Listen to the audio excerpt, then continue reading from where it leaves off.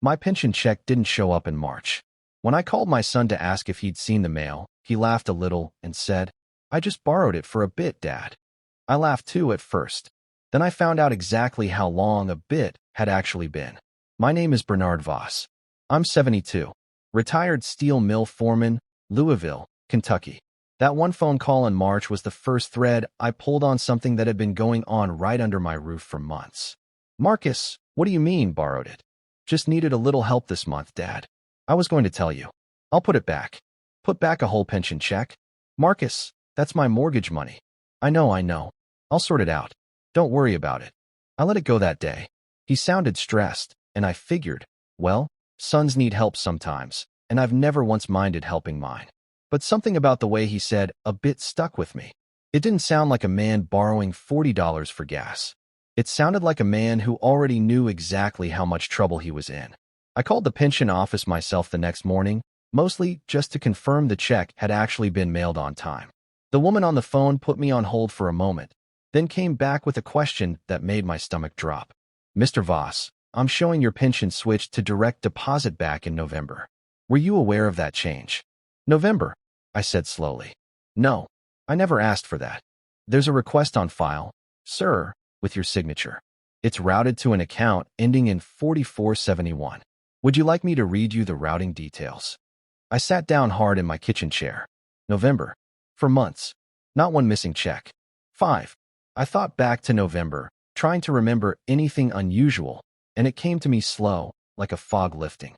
Marcus had come by that month asking to help sort out my mail, said he'd noticed some of it piling up and wanted to make sure nothing important got lost. His girlfriend, Tanya, had come along that visit too, which wasn't unusual by itself, except she'd sat at my kitchen table the whole time on her laptop, saying she was just catching up on some banking stuff of her own, while Marcus talked to me. He'd brought over a folder of what he called routine paperwork, something about updating my information with a few accounts, since I'd mentioned once, offhand, that I found all the online banking stuff confusing these days. I'd signed a few pages that day without reading closely. Why would I?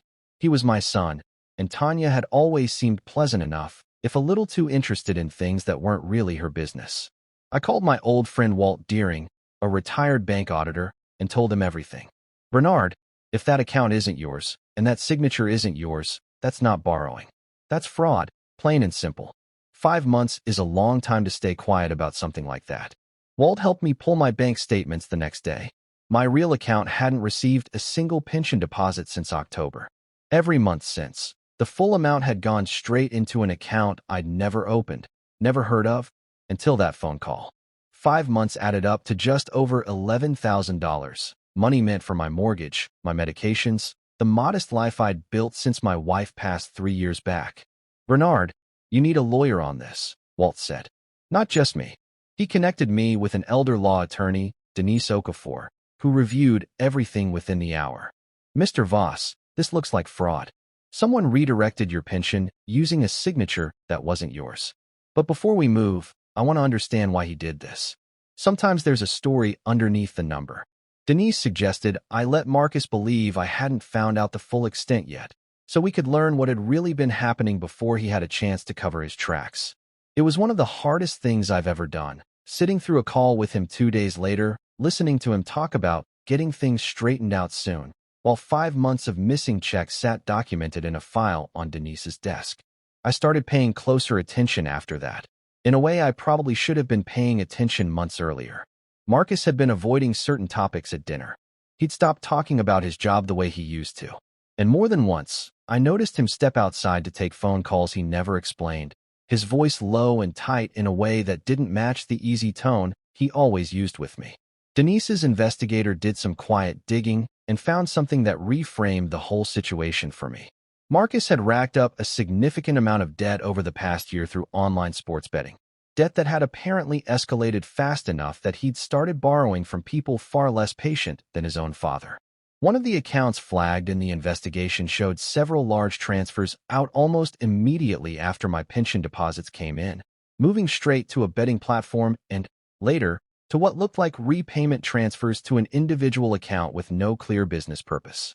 I sat with that information a long time, Part of me had been furious at my son for simply taking what wasn't his. Learning there was a deeper problem underneath it, one he'd clearly been too ashamed or too scared to bring to me directly, didn't excuse what he'd done, but it did explain the particular kind of desperation in his voice that day on the phone. I'll put it back, that it sounded, even then, like a man who didn't actually believe his own words. 2 weeks later, Marcus asked to come by the house to talk about the pension thing properly, the same kind of vague phrase he'd used back in November about the paperwork. Denise suggested I let him come, with a small recorder placed on the bookshelf in my living room, the same shelf that still held his old Little League trophies. Marcus came alone that evening, without his girlfriend, Tanya, who I'd learned through Denise's investigator had actually helped set up the new account back in November, the one my pension had been quietly funneling into for months. He sat across from me at the kitchen table, and for a while, we talked about nothing much at all. Then, thinking I'd stepped into the other room to get us both coffee, he made a phone call I wasn't meant to hear. "I told you. I'm handling it," Marcus said, his voice low and strained. He doesn't know how deep it actually goes. As far as he knows, it's just a couple months. If I can get the account switched back before he really digs into it, it just looks like a misunderstanding instead of what it actually was. There was a pause, someone talking on the other end I couldn't hear.